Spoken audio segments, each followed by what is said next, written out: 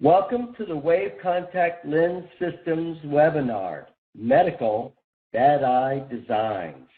Your speaker for today's program is Dr. Ken Mahler of Dr. Kenneth E. Mahler and Great Vision. I will now turn the call over to Dr. Ken Mahler. Thanks, Vance. All right, well, welcome everyone. This is about bad eyes, and hopefully you can already see my screen.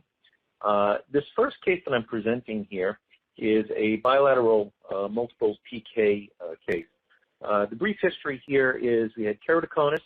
We've had 3 transplants on the right eye. We've had 1 transplant on the left eye. The last graft was about 15 years ago. There's also a toric implant in each of the eyes to further confound the optical issues. The endo count on the right eye is actually a little bit low. It's only about 600. On the left eye, we had a count of about 1,500. And this gentleman came in to see me. He's in his early 80s, and he's looking for a little bit better vision than he's getting out of his glasses with some contact lenses. And so we had a talk about proceeding with his contact lenses. And if you take a look at the screen there, you can see that the right eye is just very irregular, but the left eye is incredibly proud. It's a very, very steep central button graft that we have over there. And whenever you're doing a PK case, I think there's a couple of important points to just consider before you start on these types of cases. Getting endo counts is actually a very, very good idea, and actually an entire endothelial assessment is actually a good idea because you really want to take a look and see what you're getting into, and this is especially important if you're thinking about a scleral lens for this case. Now, I put up a PDF there, and hopefully you guys all have that there, but on the cell count or cell assessment, the endothelial cell assessment, you can take a look at the cell density, which is the count, and obviously the more you have there, the better. CV is the coefficient of variation. And if you have a variation that's greater than 40, that's abnormal, so you need to be concerned about that. And then the hexagonal shapes of cells, if you're less than 50% that are hexagonal, this is also concerning. So I highlighted there, if you have a CV that's greater than 40 and a hexagonal factor of less than 50%, you're likely going to get edema by putting a contact lens on this type of cornea. In addition to that, of course, you have to watch for a bullous keratoplasty and endograft rejection with the coated-juice line. So these are really very serious concerns that you have to have when you're dealing with these types of corneas because they are somewhat fragile. In your quest to get a lens on you, you can't forget about the physiology that's involved here as well. Now, looking at the endo counts that I started with, as I said, the right eye had a count of 600, and the left eye had a count of 1,500. So on the right eye, and again, looking at the shape of this particular eye, I felt that a corneal lens would actually work fine, and there was no way we can get a scleral lens on that anyway. On the left side, because of how proud the graft was, I was actually concerned that the corneal lens wouldn't be able to find its footing and stay stable on the eye, so we talked about a scleral lens. Now, being that the fellow was in his 80s and never had a lens that large before, we had a long talk about going forward with something like that before we moved forward, and he was very, very together, and he said, yes, he certainly can learn what he needs to do. So I'd like to go through the design on the right lens for the corneal lens. And if you take a look at my instruction sheet that I gave you as kind of a summary, and just clicking on that and starting up a wave design, and create a new design, and we'll start that from scratch. And hopefully you guys are able to see all of this. Now, the first box that came up is the average astigmatism data, and yes, I average the astigmatism data. The only corneas that I don't do that for will be ortho-K corneas. So since this is a transplant graft, I am averaging that.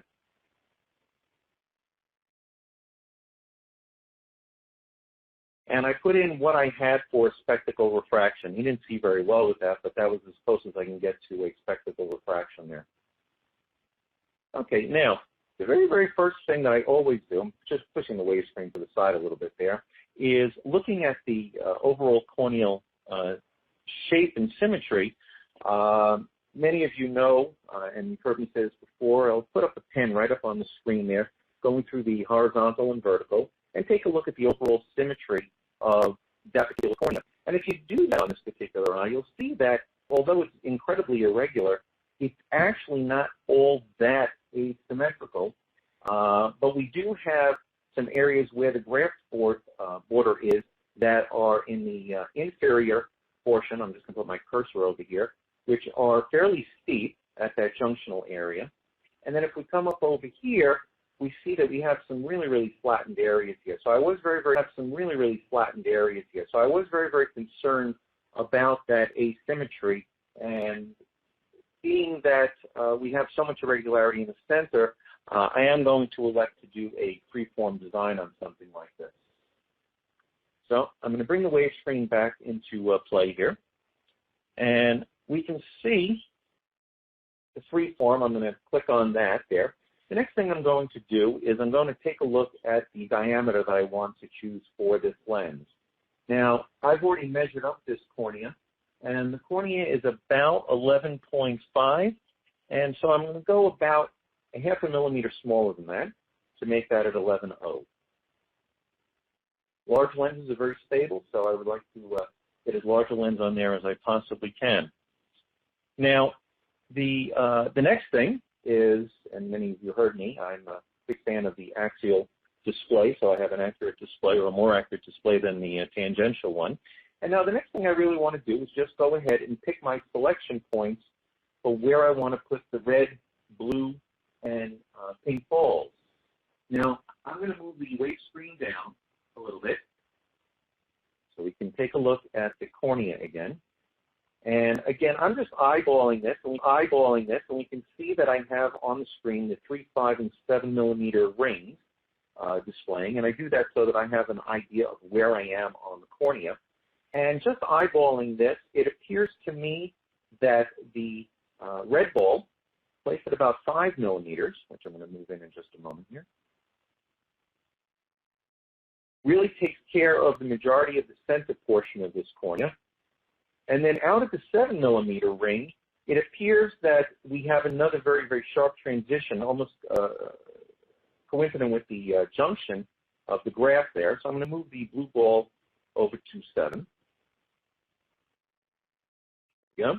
And I'm going to leave the pink ball right where that is. And then I'm going to come down over to the toolbar and click on the current setting so that Wave can try and align that lens up. And what I'm now going to do is take a look at the back curvature map, which is over here in the lower left of the graphic display.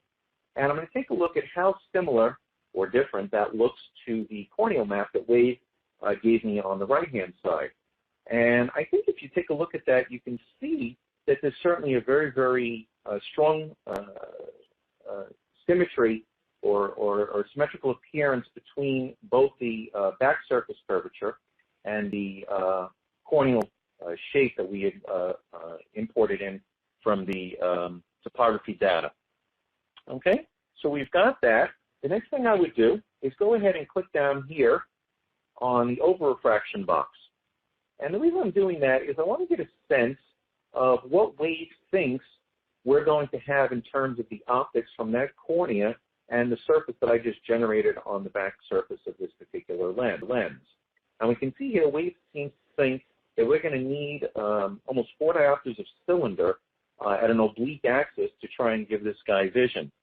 So since that's the case, and I am a little bit concerned that we may have an over-refraction of cylinder, and especially because he has toric implants, I am going to go ahead and click the prism box in anticipation of probably needing to put some cylinder into the second lens design.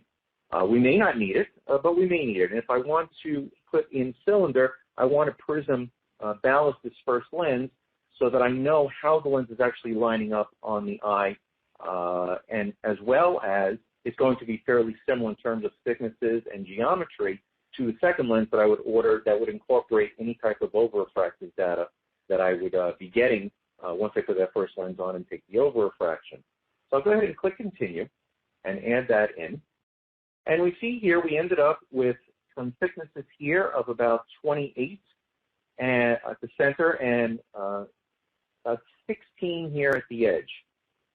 Unfortunately, because of the prism, I doubt that we can get this any thinner. I will try, but I doubt that's going to be the case. And we could see it went right back to 28. But the 16, we can thin that out a little bit. And so I'm going to thin that out to about 13 to make a slightly thinner edge right up over here so that the lens will not grab onto the lid. We now pretty much have a design. We put in a refraction that hopefully is close to what we're going to need. And I would go ahead and order up this lens. We also see up in the upper right here that the fluorescein does appear to have a very, very nice alignment between the back of this lens and the front of the cornea. And because we do have so many unknowns, this would be a lens I would go ahead and order and get on the patient and then see how close we would get in terms of fit, as well as how close we are in terms of prescription and what over-refraction data is there. Once I had the over-refraction taken in, I would add that back into the lens and then go ahead and order up that second lens. Now, I will tell you that this is the exact lens that I went ahead and designed, and in fact, if we go ahead and bring this over to the right, I am going to open up the lens that I actually ordered to this patient. And you can see here in my live design versus what I had ordered, these are virtually identical lenses. So this is, in fact, the very, very lens that I did order for this patient. I will tell you that although there was a lot of guesswork that went into all of this, this very, very first lens gave us 20/25 plus acuity and was actually quite a nice fitting lens.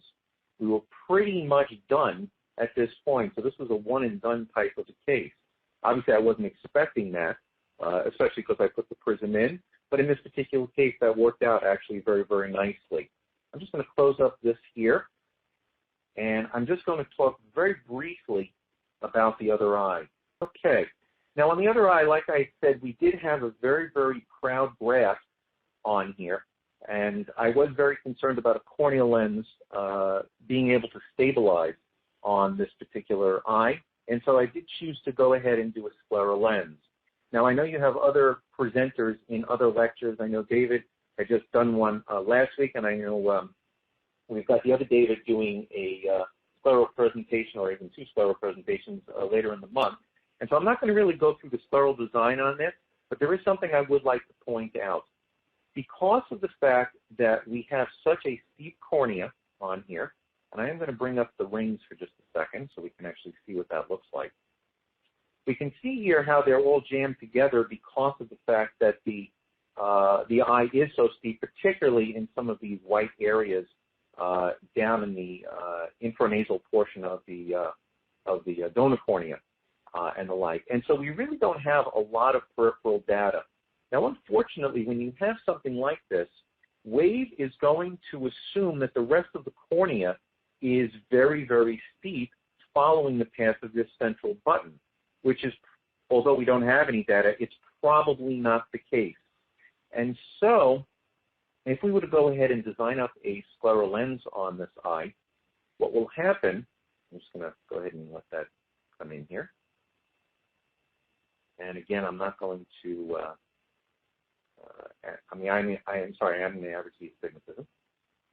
Now, if in fact we were to go ahead and try and increase, and we can even see down in the display down here, this eye looks like it's almost a rocket ship ready to being taken off to Mars over here at the top of the nose of the rocket here.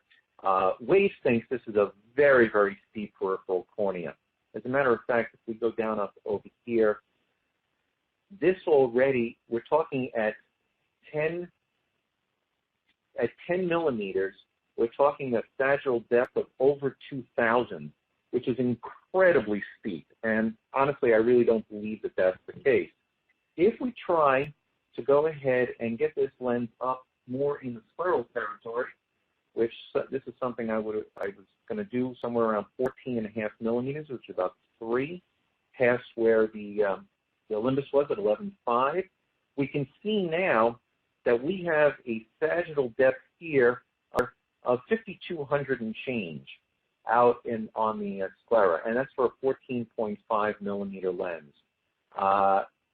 Eyes just aren't really put together like that, especially since we know that the graph is what's misleading the data display here down this path of 5,200 at 14.5 millimeters.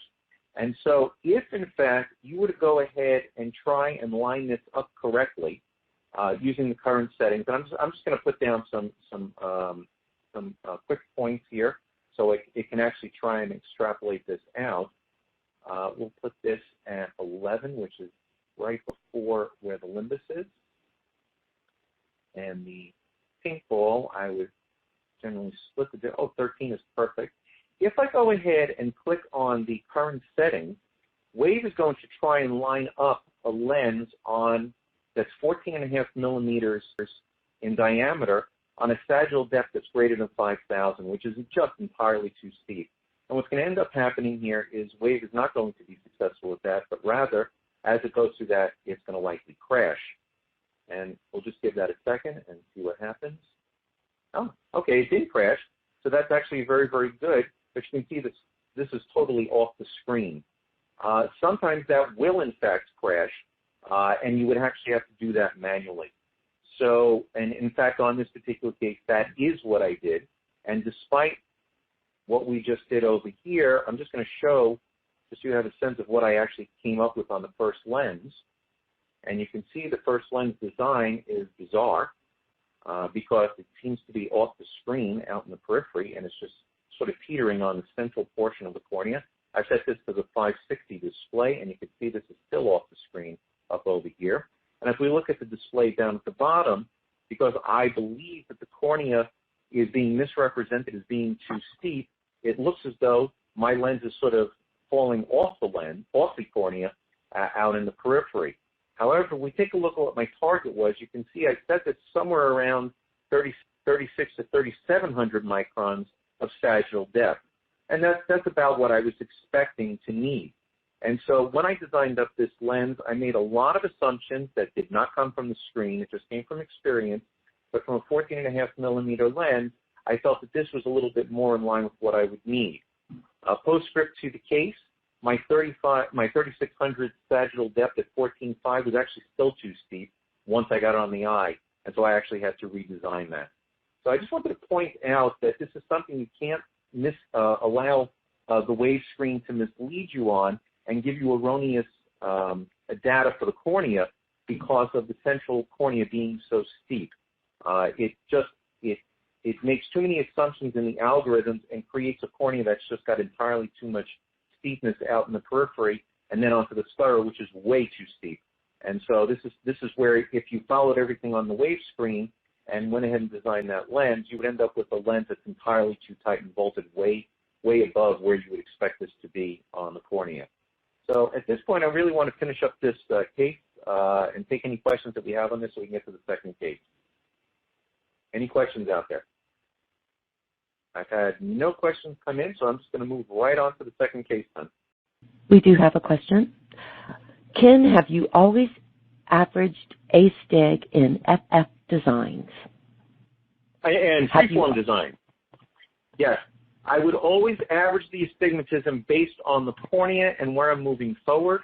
And that's basically for every type of a case except orthokeratology cases. Orthokeratology cases, I really want to get a much better sense of what may really be going on in the periphery, especially where we've extrapolated data. And so those I do not average. Every other type of case, I always average the astigmatism. And the reason for that is it grew out of the fact that originally you didn't have the option not to average astigmatism, so I just grew very comfortable doing that. Okay, I'm going to put up the second case unless another question comes in. We do have one more question. Another question? Go ahead. Yes. Regarding case 1, did the actual lens confirm your assumption regarding the peripheral cornea? In fact, and I did say that before, the sagittal depth of 5,200 at 14.5 diameter, which is what Wave predicted I would need to align the lens, I had dropped that down to about 3650 or so in terms of sagittal depth at the periphery, and in fact that lens still had too much sagittal depth. So the fact that I dropped it about 1,700 microns out in the periphery, that still wasn't enough. And so the next lens I had designed was even flatter than the 3650 that I had done for that first scleral lens. Okay, I'm going to move on to the second case now. And this particular case here is a post-RK case. And the reason I got this RK case was that this was a person who had RK surgery about, let me take a look here, 1993, one procedure in each eye, and then had some AK surgery done as well to deal with some cylinder, and nothing since. And subsequent to that, she had been wearing some corneal GP lenses until she reached a point where she wasn't able to tolerate the corneal GPs any longer. She's only about, I think she was 41 years old. And that being the case, she's still, oh, I'm sorry, not 41, she's 45. And that being the case, we still have a lot of years left to try and provide her good visions for work and all. And so in the mid point of last year, of 2017, she went to her local doctor complaining about the fact that she couldn't tolerate the GPs, and was told that, well, what she needed to do was to go into a scleral lens. She was then fit into some scleral lenses for both eyes and developed very, very serious complications. She ended up with a significant corneal edema. She actually had some abrasions on the eye. I can't pass judgment on how the lenses were fit because I didn't see any of that, but she absolutely positively did not do well. She did go through several different iterations of scleral lens design, and none of them were successful. They all ended up in significant failure. Because she failed with all that, and she still needed to see, it was then suggested to her that she needed corneal transplants, which was not well received by her. She went home and did some research on what's involved in a corneal transplant, and her basic response was, I don't want any part of that. So she started looking around for possible other answers, and she came across me and decided to travel to come and see me to see if I can get her into a corneal lens again, because she did so poorly with the sclerals. And so that was what got her into my chair. I only had her for about a week and a half or so when she came to visit me and the like there. And so in her current glasses, she is best corrected to about 20/60 minus in the right eye and about 20/70 minus in the left eye. And if you take a look at these particular corneas, you can see why the glasses don't do a very good job of correcting how there's certainly a lot of irregularity all through the pupillary area of both eyes, and of course that creates a lot of distortion. Now I should also tell you that she was very highly myopic prior to her surgery. I believe she was in about the -12 range, and I'm not going to pass judgment as to why they did RK on a -12 eye, with some cylinder as well. But this was back in the early 90s, and maybe they felt that they can do a really, really nice job with RK surgery addressing 12 diopters of myopia, which obviously did not work out very, very well. And so we went ahead and talked about getting her into a corneal lens, and she was very apprehensive because she did so poorly with her previous corneal lenses failing and leading her down this path. And I said, no, it looks to me like your tear film is reasonably healthy, and that being the case, along with these particular corneas, I think a corneal lens would work very well for us, and I certainly can get you back some vision here. And so I did refract her. I came up with some significant minus. She was about a -550, -175 axis 70 in the right eye, and a -775 with a -150 axis 105 in the left eye, with a +1 add. And best correction with all of that was about 20/50, 20/60.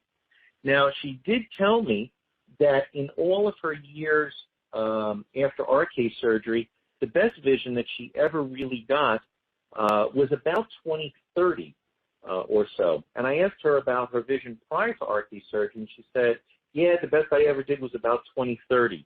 I don't know if that was from the high myopia that caused that, or possibly maybe when she was young, she wasn't corrected early enough and had maybe some shallow amblyopia. But it seemed like her best endpoint was about 20/30 acuity, even through her entire life, even before surgery had done this to her corneas. But 20/50 and 20/60-ish vision with the glasses is just not really cutting it for her. So we went ahead and decided to go forward with the corneal GPs. So once again, I would go ahead and measure up the corneas. I'll do that in front of you guys here now. And we can see here that we have cornea measuring up probably also about 11, almost 11.6 and the like there. So I'm going to go ahead and design up the lens for the right eye. And while we're doing this, I'd just like to point out that I did include that on my sheet for you guys, that anytime you're dealing with RK corneas, there's a couple of things that you really do need to be sensitive to. The myopic RK-treated corneas, they're typically dealing with hyperopia. Not in this case. In this case, she happened to be very myopic, probably because of how myopic she started, and although she's probably drifting toward hyperopia, she still hasn't gotten down to plano yet. But they're generally very hyperopic. They also have fluctuating vision throughout the day. The other thing also is they really need to be very, very closely monitored for oxygen deprivation, because they vascularize right along the scar lines. This is very, very common, and especially if you're going to do something like a scleral lens on the eyes, you really need to be very, very attentive to making certain that they're not vascularizing as a result of your lens depriving them more of oxygen, creating a chronic hypoxic state. I'm just going to go ahead and let these come on in. And I have a picture I'll put up on my screen here just so you can see what I'm talking about. Here. This here is typical of an RKI that's been deprived a little bit of oxygen. This is for soft lens wear, for scleral lens wear, and quite honestly, even for corneal GPs that are in high decay materials. You can still develop this type of vascularization changes, and you can see how the vessels just go right in through the scar, through the RK scars. I don't know that anyone's come up with any specific reason as to why they follow the path of the scar, but my personal opinion is I think it's just the path of least resistance. The cornea has been opened along that path, and the vessels have an easier time growing in there, trying to gain entry to the central portion of the cornea. Now, I'm going to bring that out of the way. Hopefully you guys are able to see all of that. And I'm just going to put the wave lenses back up there again. Okay, and I moved that off to the side there. Now, just like we had done before, I'm going to take a look at the overall symmetry of the cornea. And if you take a look at this with my pen test, the cornea actually is reasonably symmetrical. Yeah, we have a little bit of irregularity going through the center there, but for the most part, if we put the pen down there, it's a little steeper down at the bottom and the top, but it's for the most part a pretty decent mirror image, both side to side and up and down. So I would go ahead and I would click up on the R-Sim lens because I'm a big fan of keeping things as simple as it gets the job done. Now, the next thing I would want to do is I want to go ahead and choose where I'm going to put the red and blue balls. I'm sorry, I didn't pick the diameter yet, but like I said, it was about 11.6, so I'm going to bring this to about 11.1. And for the red and blue balls, I'm going to put the red one right around 4. And I'm going to go ahead and take the blue one and put that around 7.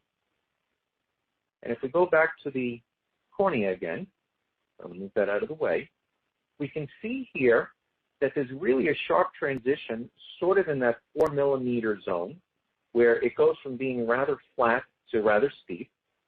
And then at the 7 millimeter zone, that's kind of the average of where we have cornea flattening out again from that steepened mid-peripheral zone. So that's how I chose the 4 and the 7. I'm going to go ahead and let that, I'm sorry, let me change that to axial. And then I'm going to go ahead and let the current settings try and align up that lens the best that it can in the RSIM mode. Okay, now we're done. And I'm going to spin this slow because I know we have a little bit of a time delay. But I want you to take a look at the graphic screen over here where the black line is lining up with the green. And I'm just going to spin this around to each of the meridians. Is it 45? Is it 90? Here we're over at 135. Here we're over at 180.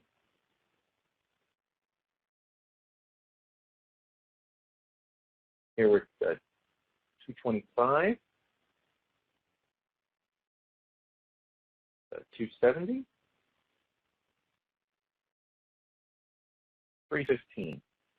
And hopefully you noticed as I brought that the radar around the screen, you'll notice that it pretty much hung around the 20 micron line, maybe a little bit above. For example, here at the red, you can see we're at about 28 microns.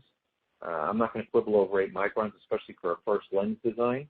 And so I feel pretty good about this particular lens as a first lens that we can go ahead and get on the patient.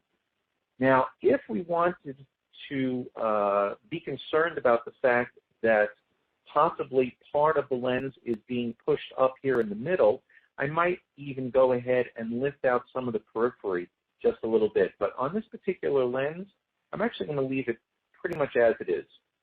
So I went ahead and I designed up this lens. I'm going to go and do the same thing on the other eye. The other eye is actually a little more interesting. So I'm going to go through all the exact same steps. I'm going to go through this quickly so I don't spend a lot of time on this. I'm going to set this to 1110. Once again, I'm going to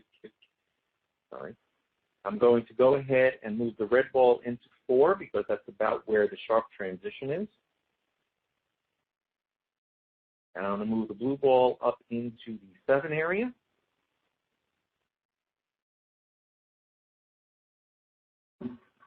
Change this over to axial.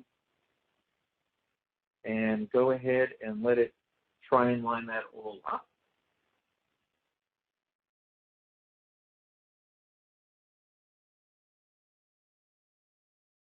And here, once again, we can see 20 microns for the most of the lens. Here we're up. Hopefully it's not too much of a delay. That's 37, so that may be a little questionable. You might have a little bit too much elevation there. And certainly down up over here, it looks like we may have a little bit more peripheral problems. Now, the thing I want to point out here, though, is this is out somewhere around 9 millimeters, so we're getting out to the edge of where we started to extrapolate data. And so I generally don't get real worked up about stuff that's really out here in the periphery because I don't really know what the true data is of the cornea since we had to make that up. Coming back up over here once again, we could see certainly this periphery has some issues up over here, and we'll see how that actually looks once we get that on the eye. After all of that, the next thing that I would go ahead and do is take a look at how similar my back surface looks on the wave lens versus the cornea that wave brought in. Well, you can see there's certainly a very, very strong symmetry, both to the left lens and to the right lens. So they're really fairly close to mimicking what I would expect to find. Again, I'm going to check on the over refraction, see what wave thinks we need. And once again, you can see here, wave is predicting about 2.5 Doppler's a cylinder on this right eye. That's against the rule as a residual refraction, but not too much up on the left eye. On this particular case, my gut feeling was I'm just going to leave the prism out of this, and I'll see what happens once I get that lens on the eye. And I'm sorry I don't have any reason to give you this any better than it was just a gut intuition. But I went ahead and I just left the cylinder off there, trying to keep the thickness of this lens down. I did bring the thickness of the lens up a little bit because it's actually at 13, and I was a little concerned about flexure and some cylinders, so I brought that up to 16. And then out in the periphery, I brought that down to 13. And on the other eye, you can take a look that I also brought that to about 16. And again, out in the periphery, down to 13. And one of the things, if you take a look at this particular lens, you'll see that we have a pretty thickened edge right up over here in the mid-periphery. And of course, that's going to be right up over the stars. One of the things that you can do to trim that down a little bit is actually change the anterior optic zone. If you were to click up onto the upper left screen here, you'll see the anterior optic zone is set by default here on this lens because it's large enough at 8.0. And if I'm going to go ahead and bring that down to about 7, that's still a very, very large size to deal with optics. We can take a look down at the bottom, and we can see we actually thin down the lens at that knee significantly. I'm going to bring this back up to 16, and we can see it's a little bit trimmer out in that area over here, as opposed to, for example, this left lens, which is the same thing. Yeah. I'm going to do the same thing on the left side. Bring that down to 7. 6.9. Bring this back up to 16. And we have a little bit more of a homogeneous type of a lens over here rather than that sharp knee that was extra thick over there. And that's pretty much how I did design up these lenses. And this was the pair that I ordered for her. So I got that pair on. And let's come back up over here to the fluorescein screen. And when I got this pair of lenses on her, the lenses were sitting just a little bit high and at the nasal limbus, but more importantly, down at the bottom where we had, and on the screen over here, where we had, and on the screen over here, I'm going to make this wave screen just a little bit larger so you can see that. You can see here that Wade was predicting that we would have this arc of fluorescein down at the bottom, creating a little bit of edge lift. And that, of course, went along with that peripheral data that I wasn't certain about. This was on the right eye. I'm going to make that smaller again. Hopefully you guys got a chance to see that.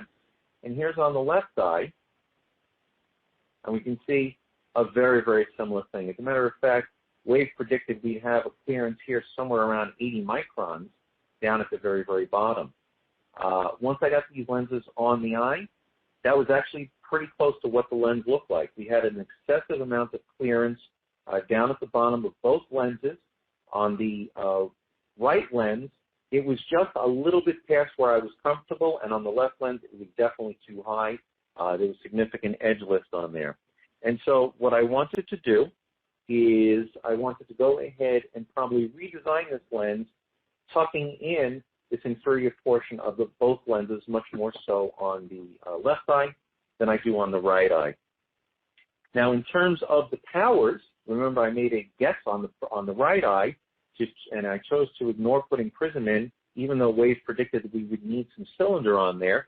That eye was taking a refraction of a -50 sphere over it, and that got her to the 20/30 that she's best had her whole life. And on the left eye, I got a refraction of -1/4, -75 after 75.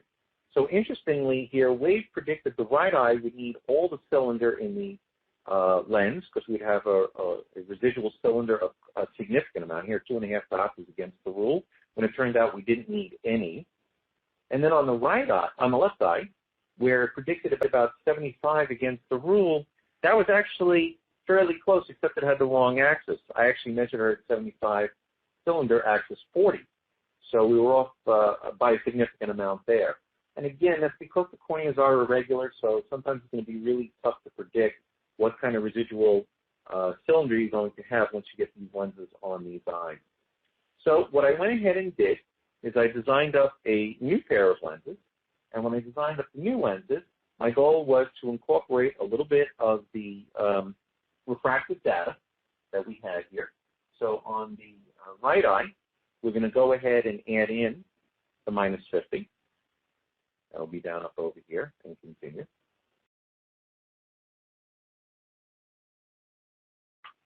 And because on the left eye, we were dealing really with a problem with an endpoint of acuity of about 20/30, I was going to give her every chance to get the best vision possible, so I went ahead and put in the +1/4 minus 75 that I found in the refraction, and that was at axis 40.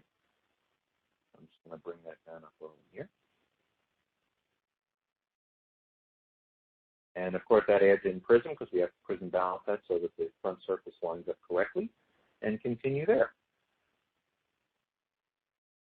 Okay, now the only other thing that we really needed to do is we really needed to deal with the inferior edge lift problem. Although it's not very elegant, it does work very, very well to use the modify feature, which is over here in the left. And so by using the modify feature on both of these, and you can see I have the radar thing pointing at the bottom, so we're talking about this area over here.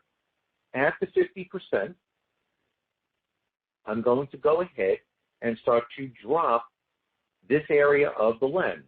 And what that's going to do is that the bottom half of the lens, down here where we have this arc of fluorescein, is now going to be a little bit closer to the cornea.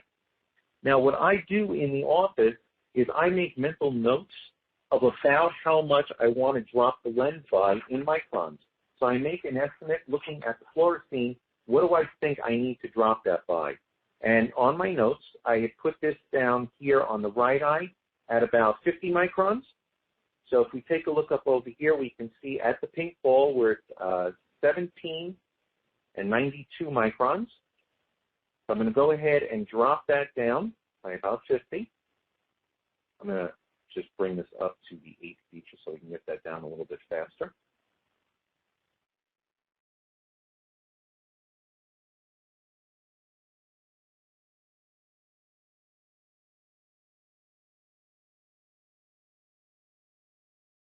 So we were at 1792, and now we're at about 1849. So we actually went just a little past my 50, so we could probably drop that up just a little bit.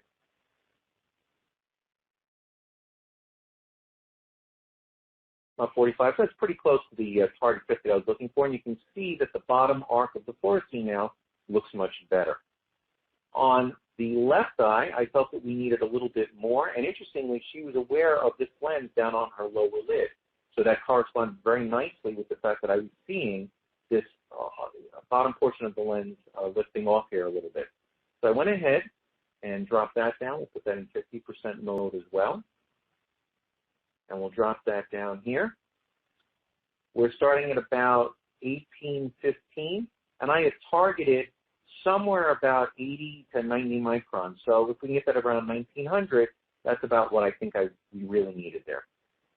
And so I'm going to just drop that down a little more.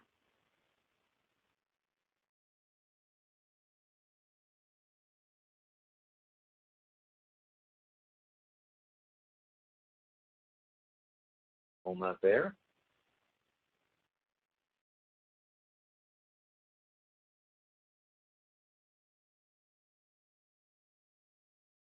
$1882, we're getting close. 86.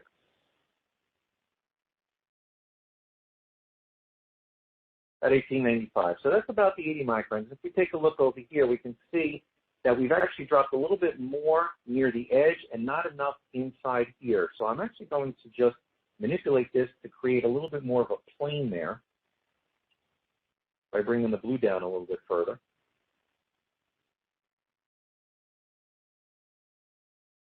Now we're at 1901, and we can see on the fluorescein here that I've gotten rid of most of the fluorescein that was forming that arc. The only thing I would We do have a question. Is I'll take that question in just a second. Here, I would bring this again back up to the 16, just like we had. Here, I'll bring this back up to the 16. Unclick the modify. And we now have a lens that we can go ahead and order. And we can see here how it's steepened up down here at the bottom, and how the fluorescein now is a little bit more representative of what I think we would like down more at the bottom of this pair of lenses. And that was about it. Okay, question? How do you go about quantifying how much edge lift you are seeing? I do it by looking at fluorescein patterns and being able to read those at the slit lamp. I wish I can give you a shortcut to learning how to do that. There really isn't. You may be able to measure it with OCT images, although I'm not really clear exactly how accurate that would be to measure these types of things. At the end of the day, I think fluorescein is actually still a very, very valuable tool to assess where you have clearance and how much is there. When I go ahead and look at the lenses on the eye, I know what I'm looking for, and I'll, like I said, I'll make mental notes as to about how much I need to change that lens in that particular area to create a better fluorescein pattern for what I'm trying to achieve as a goal. And in this particular case, these assessments were actually very, very close. I fine-tuned this just a little bit with the third pair of lenses, and we were done. She's now wearing these lenses 16 hours a day with absolutely no problem. And interestingly enough, we've got one of the eyes, I don't remember which eye it is, but one of the eyes is at 20/25 vision, which she had never had in her life, and the other eye is about 20/30. If I'm not mistaken, I think it's the right eye. The left eye's had more problems overall with everything. So she's absolutely delighted now because she's able to see once again, and she's very, very comfortable with the lenses. Any other questions? Because I know we have just about 5 minutes left here. Ken, fantastic presentation. Best ever. Do you routinely make 16 CT, 13 ET lenses and not worry about flexure due to the snug fit? When do you start thicker? If so, how thick is too thick for you? Well, as you can see on the top of this, I picked Optimum Extreme as a material. And the reason I did that was because, like I said, with RK corneas and also transplant corneas, you have to be very sensitive to oxygen issues. Even with GPs, and even corneal GPs that are thin and in high decay materials like Optimum Extreme, you can still see some vascular changes. I'm working with another graft right now who's in Optimum Extreme. The lens is very, very nicely moving on that eye. I was a little concerned about flexure, so I was at about 20 on a center thickness, and he's got edema centrally after about an hour of wear. And so now I've actually changed that lens to a Menicon Z lens for higher decay, and I've thinned that lens down even further, and I'm willing to sacrifice vision a little bit to keep physiologic health.